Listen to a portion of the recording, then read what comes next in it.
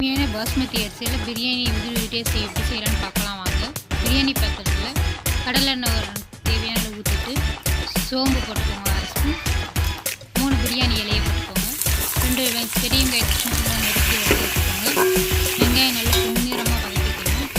நல்லா வதங்கிடுச்சு பார்த்தீங்களா? இப்போ ஒரு தக்காளியை மட்டும் நறுக்கி வச்சுக்கோங்க. நான் 1/2 கிலோ பிரியாணி செய்யறேன். 1/2 கிலோ சிக்கன், 1/2 கிலோ பிரியாணி ஒரு 3 பச்சை மிளகா நறுக்கி வச்சுருக்கேன். நான் அப்படியே புதுசாக சாப்பிட்ருக்கேன். இப்போ இதில் புதினாவும் 2 தக்காளியும் நல்லா அரைச்சி ஊற்றிடுங்க. எனக்கு குழந்தைங்களாம் புதினா ஊற்றி வச்சுருங்க. ஸோ அரைச்சி ஊற்றிட்டு அப்படியே கொஞ்சம் நல்லா சாப்பிடுவாங்க. அதனால தான் இஞ்சி பூண்டு பேஸ்ட்டு நான் கடையில் வீட்டில் இறக்கிடுவோமே. பூண்டை வச்சு பாக்கெட் 1/2 டீஸ்பூன் மஞ்சள், 1 டீஸ்பூன் மிளகாய் காரத்தை இப்போ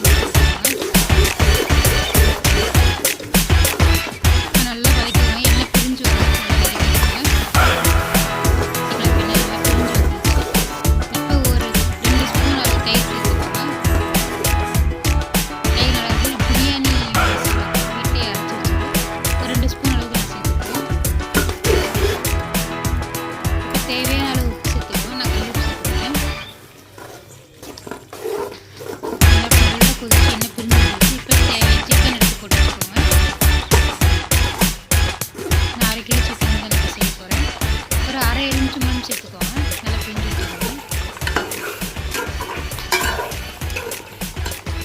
ஒரு கைப்பிடியாவது புதினா எடுத்து சேர்த்துக்கோங்க. கொஞ்சமாக தேவையான நெய் ஊற்றிக்கோங்க. நெய் ஊற்றினா கொஞ்சம் டேஸ்ட் அள்ளி கொடுக்கும்.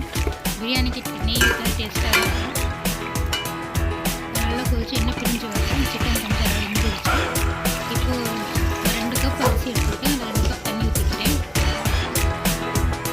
தண்ணி நல்லா கொதிச்சு வந்த பிறகு 10 நிமிஷத்துக்கு முன்னாடி ஊற வச்ச அரிசியை நல்லா களைஞ்சி அப்படியே தண்ணி வடிச்சு சேர்த்துக்கிட்டேன்.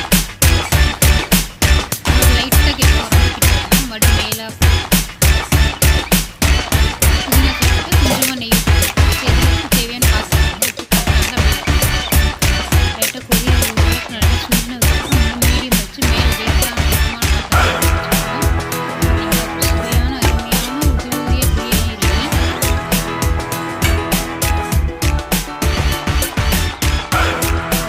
மிகவும் அருமையாக இருக்கும். நல்ல ஒரு உதிரியாயிடுச்சு.